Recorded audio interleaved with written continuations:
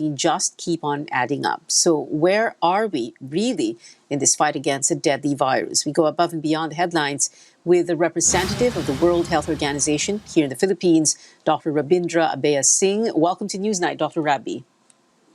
Good evening, Pia. Good to be here. Yes, Dr. Rabi, so that general question, where are we in this fight against this pandemic?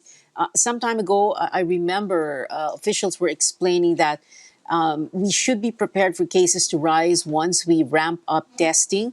Still, it's a little bit alarming that we do get those numbers. Like yesterday, we had more than 1,000. Is this something to be alarmed about?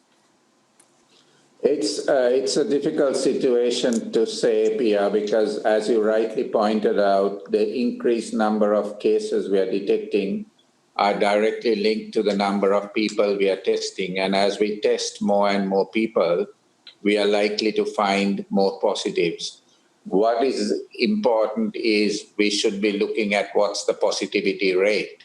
And to be honest, what has been good about the Philippines is that the positivity rate, irrespective of the increase in the number of cases, on the average has remained around between 6 and 7%. I believe it's about 6.8% now.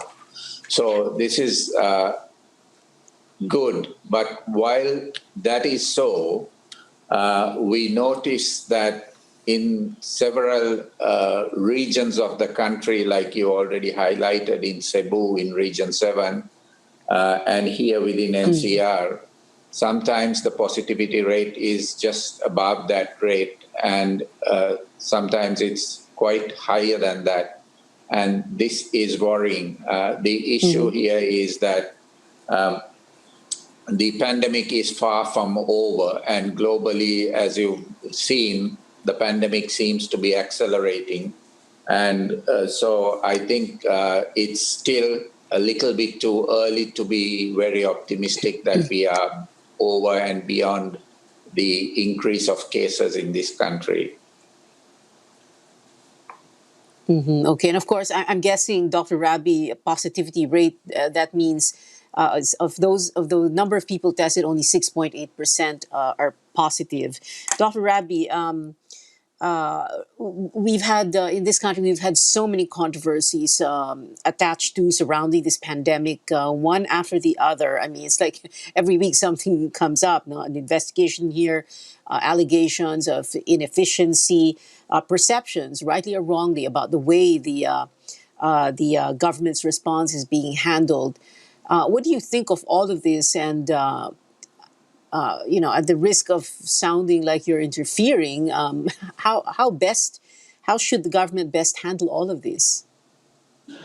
I wouldn't want to go in and commit on all of those issues, but I think what we need to recognize is that if you look at other countries, the Philippines, given all its complexities, has, through its proactive enforcement of quarantine measures, been able to largely avert massive, large-scale community transmission so far, and has been able to use the time that they got through enforcement of the enhanced community quarantine to build healthcare systems capacities and expand its capacities by building isolation centers and quarantine centers and increasing the intensive care unit capacities. So all of this has contributed well and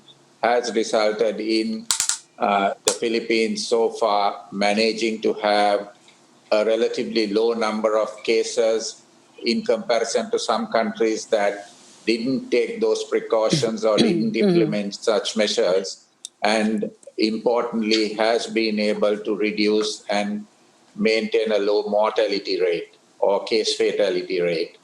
However, as I already mentioned, this pandemic is far from over, and the worrying trend we are seeing in some localities means that we still need to continue to keep preparing ourselves the more we are prepared, the more we act proactively to prevent large-scale community transmission and an overflowing of healthcare facilities, we are going to have a situation that we will have no regrets. If we reduce our attention, take our foot off the pedal and relax and go back to business as usual and living as normal, there is a very real risk that this situation will worsen. Right, right. We could very well end up in a situation where in those locations, healthcare facilities could be overwhelmed.